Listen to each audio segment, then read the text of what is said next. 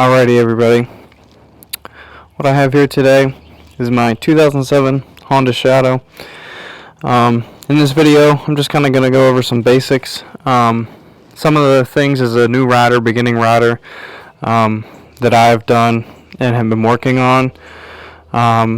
It's kind of late in the evening, so I'm not going to be able to go out too far.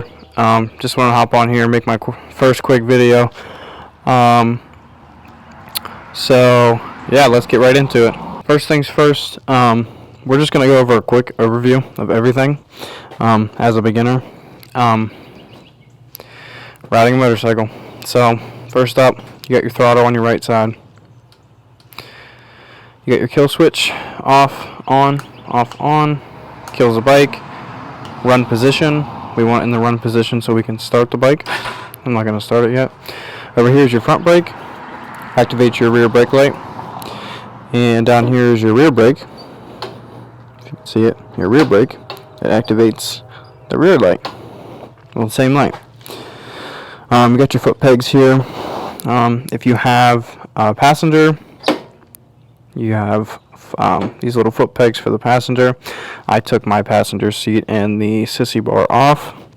Hopping on over to this side, we have your clutch lever. It's going to be very important for you. You're going to be, this little stick right here is going to be your ride or die, quite literally. Right here you have high and low beam. If you don't touch it, just turn the bike on, you're going to be in low beam. And most bikes, mine, when you're in high, it'll pop up like a car. So we'll leave that there. You have your turn signals, left, right. Click in the middle, turn resets. I don't have an automatic reset. And then your horn. So those are just some of your basic controls. Obviously you got your mirrors. Most important thing, shifter. Right now I'm in neutral, but I can pull this clutch in. Well, the bike's not on. But when we start the bike up, we will shift on to first, and we can move around like that.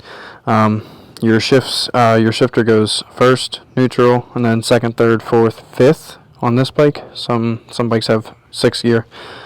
And you also have another side peg for the passenger on this side. You wouldn't just have one side. Another foot peg for you, and then you have your kickstand, just like a bicycle. My bike, my ignition switch is down here. So when I come up to my bike, I just throw the Honda key in, turn it, everything comes on. And if I wanted to start it, I'd have to make sure my kill switch is in the running position. If it's in neutral, you can just go ahead and crank it up with this button to start. But if let's say you parked it in first, you would just, I would prefer, it would be preference to get on the bike, then pull your clutch lever down, and then start it.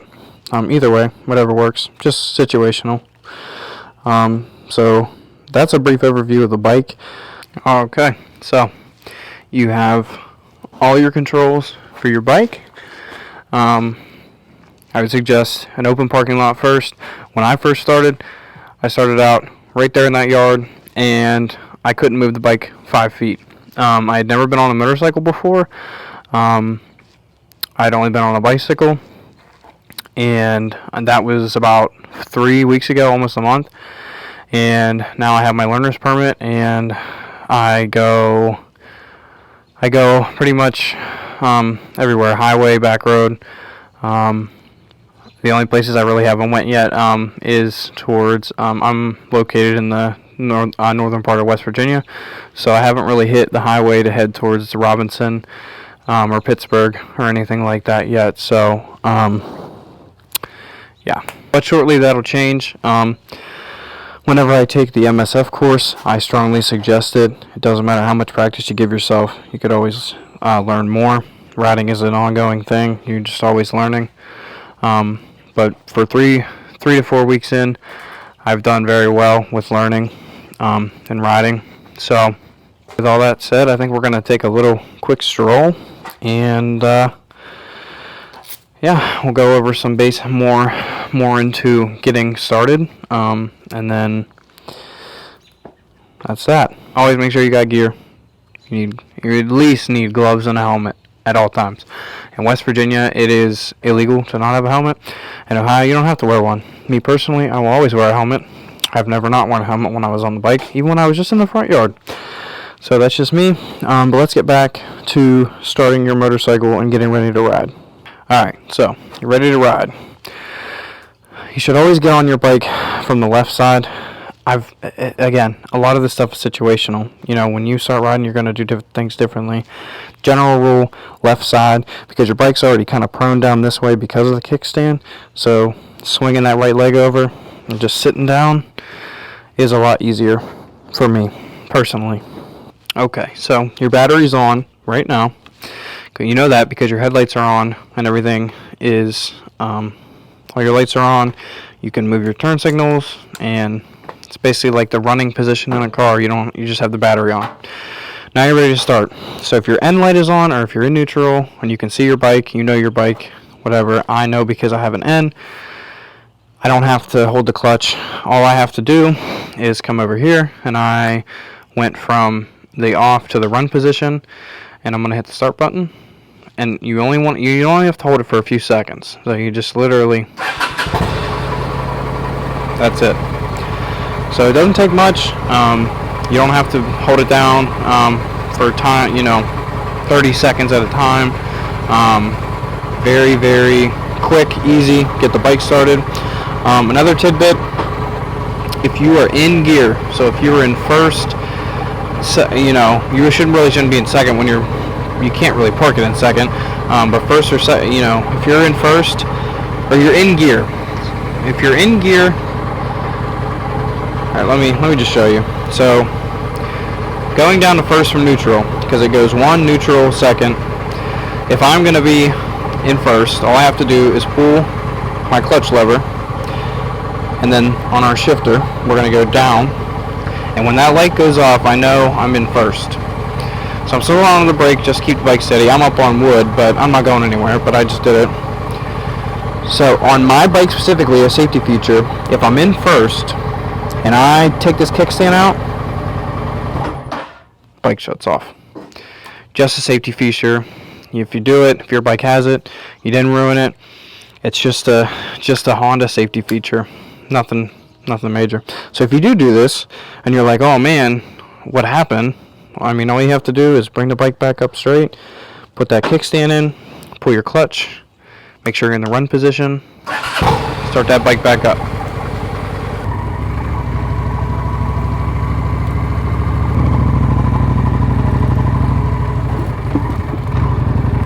Alright, so we're back in a safe location now. We're in an open lot. We're able to move around a little bit. Bike's still running. Everything's good. I'm in neutral, so I don't have to have my hand on the clutch.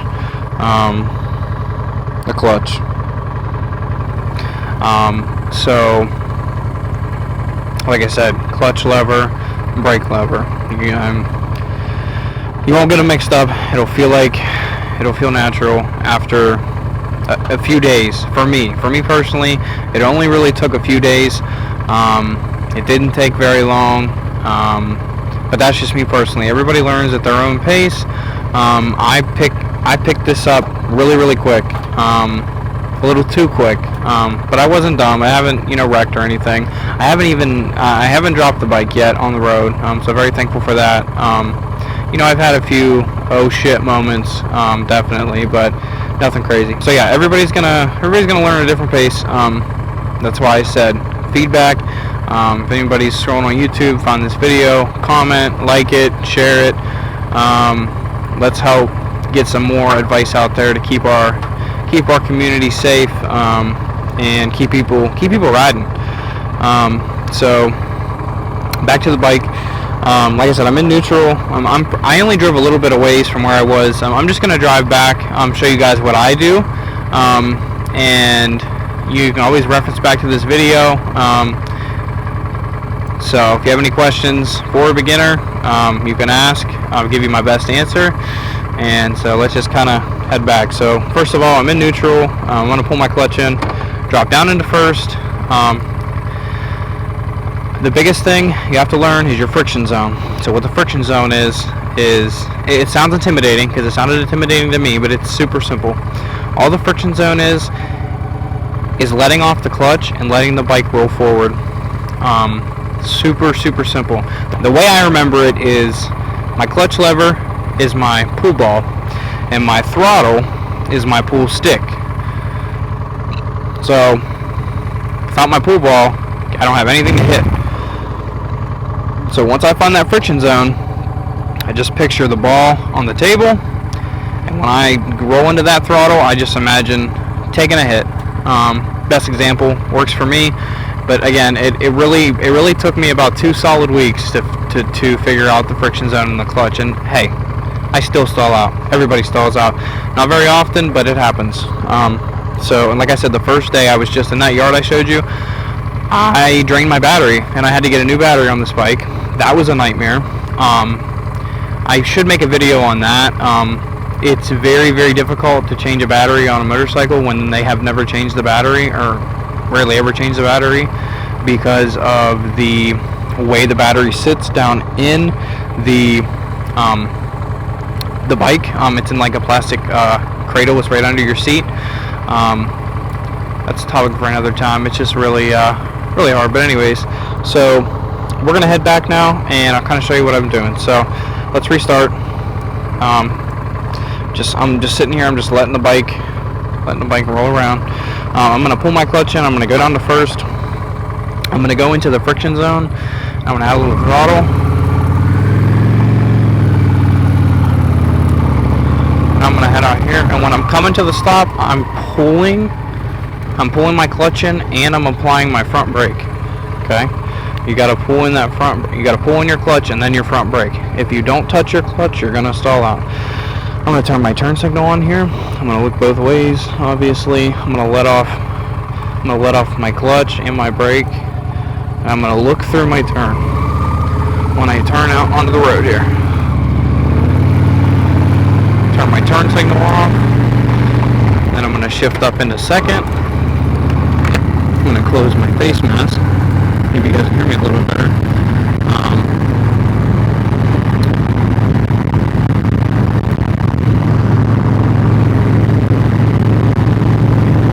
Yeah, my rule of thumb is, with my shifting gears, and everybody's different, but I kind of just go numbers to gears. So, especially on like tiny roads like this,